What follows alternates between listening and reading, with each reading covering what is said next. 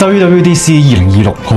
快就到啦，其實就喺下個星期嘅啫，視乎你幾時睇呢條片啦。而當然大家最萬眾期待嘅，絕對係全新嘅 iOS、iPadOS、macOS 各種 OS 嘅更新，尤其是 iOS 更新啦，因為佢某程度上都係同我哋預告緊嚟緊嘅 iPhone， 可能 iPhone 18，我哋將會見到啲乜嘢呢？咁依家都好多人討論緊嚟緊嘅 WWDC 啦，所以我就上網揾咗幾個網站，都係簡單講緊可能會見到啲乜嘢。今次 WWDC 嘅亮點似乎都係擺咗喺 Apple Intelligence 上面。Apple Intelligence 大家記得嘅話，佢係喺2年前本身 iOS 18嗰陣時主打嘅功能嚟嘅。不過大家都知道，因為各種原因、私隱問題、實際植入方式等等，我會話目前為止淨係出咗一半，甚至我會話依家嘅 Siri 整體上可能仲衰過之前添。即係依家你問我最常用嘅 Apple Intelligence 嘅功能會係乜嘢呢？我都未必俾到個答案你咯。所以呢個就係佢依家講緊嘅嘢啦。全新 Siri 嘅 App 就包括上下文理解、對話記錄、圖片上傳、文字轉語音功能，同各大嘅 Large Language Model 平台一樣，即係譬如 Gemini、ChatGPT， 大家都用到爆㗎啦。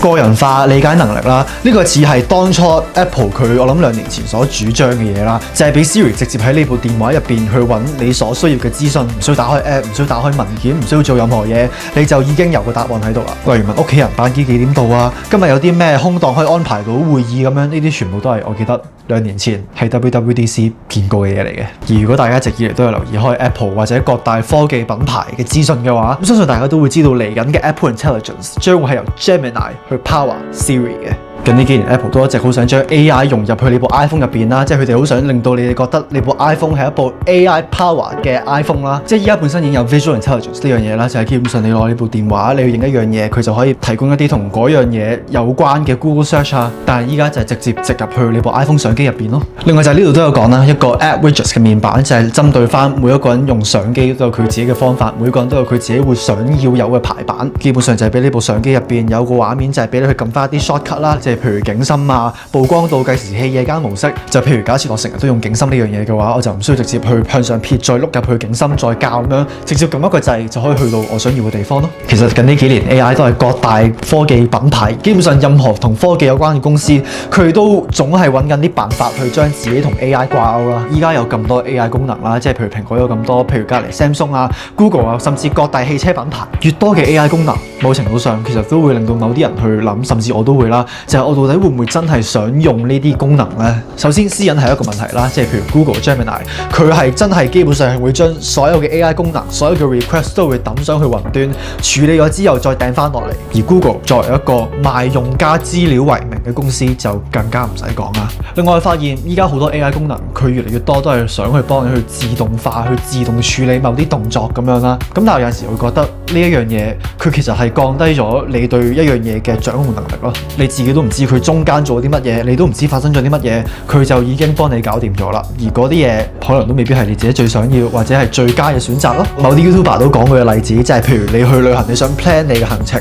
我唔覺得我會有呢個信心，佢叫 AI 去 plan 我成個行程，而我100%跟足晒個 AI plan 俾我嘅嘢咯。俾着我會可能上網做啲 research，去其他 app 嗰度睇一睇有冇啲咩最首選嘅嘢可以俾我揀入去，增加翻我可以控制到嘅嘢咯。我可能會更加希望 Apple 佢對 AI 呢樣嘢嘅處理方法就係一個 assistance 啦，即係一個幫你、一個協助你嘅嘢，而唔係100%幫我處理晒成個 task。咁我哋而家嚟到 Mac Rumors 啦，佢呢度基本上講嘅嘢同我哋頭先講嘅都真係差唔多嘅啫，大部分都係圍繞住 Apple Intelligence 啦，更加聰明嘅 Siri， 一啲 personal context chatbot Siri 嘅 app。佢都有講到一個叫 Wallpaper Generator 啦，就係基本上有一個功能，就係俾你去用 AI 去建立翻一啲你自己想要製造出嚟嘅 wallpaper。對於一啲中意換 wallpaper 嘅人嚟講，可能有啲新鮮感啦。我就覺得我冇乜所謂嘅，因為其實我長年都係唔換嘅。系統性嘅設計更新 Liquid Glass 啊，呢個係舊年佢主打嘅功能，咁依家佢就多一個選擇啦。有啲人中意更加透明、更加玻璃化嘅效果，咁但係有啲人就會中意可能以前嘅感覺啦，即係感覺上啲嘢冇咁玻璃，比較實體啲。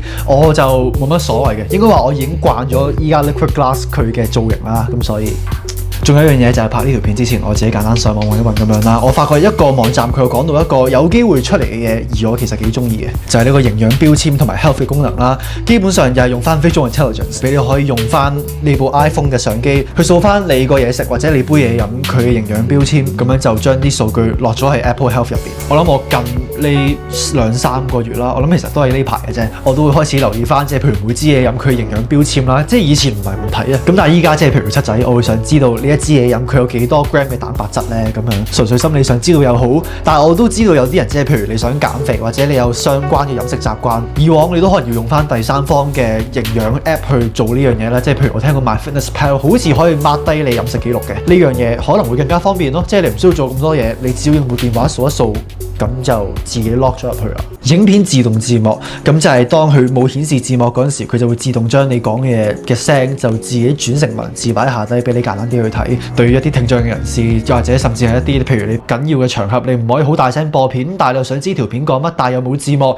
咁就可以大派用場咯。所以似乎今年嘅 iOS 27，除咗 Apple Intelligence 之外，都未必係一個好大更新啦。尤其是同翻即係譬如舊年去比。另一樣嘢題外話，我都有少少期待嘅咧，就係嚟緊即係如無意外嘅話，今年9月即係今年秋季 Apple 都會推出佢哋第一部嘅摺機啦。我都會好奇嚟緊呢個 iOS 佢會唔會有啲 hint 去提先預早話俾我哋聽，我哋嚟緊呢部摺機入邊會有啲咩功能咧？會點樣適配咧？呢啲可能遲啲都有啲提示俾我哋。我亦都好奇，到咗依家呢個 moment，2026年，大家仲會唔會想有更加多嘅 AI 功能植入去你部 iPhone、iPad、Mac 呢啲裝置入邊咧？因為我都知有啲人其實已經去到一個點，已經係叫做 AI 疲勞啦，即係感覺上依家大部分嘅更新都係圍繞住 AI 啦，反而就冇咗啲真係實際一啲實體嘅功能俾我哋。之但係與此同時，就算我講咗幾咁多同 AI 相關嘅功能，總會有啲嘢冇人講過、冇人流傳過，但係偏偏到時會見到嘅嘢，呢個我對於呢樣嘢都仲係期待嘅。就係咁樣啦，呢個就我對於嚟緊會出嘅 iOS 嘅一啲簡單嘅睇法，同埋一啲簡單嘅預告咁樣，全部我都係上網揾嘅啦，所以全部嘅嘢你都可以自己上網揾翻。我基本上係照講翻出嚟，再俾我自己嘅諗法落去。我今次都係主打 focus 喺 iOS 入邊啦，因為我始終覺得呢個係大家或者可以話係我自己私心最期待嘅嘢啦。我諗大家都係啦，記得 like、comment 同埋 subscribe 同埋撳鐘仔，咁下次出新片你就會知咯。有陣時會密啲，有陣時就冇咁密咯。所以呢排都真係都幾唔密下嘅，咁但係撳咗實冇死嘅。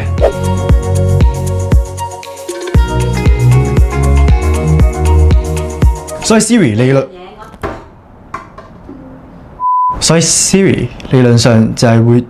冇嘢啦。呢樣嘢我答你唔到。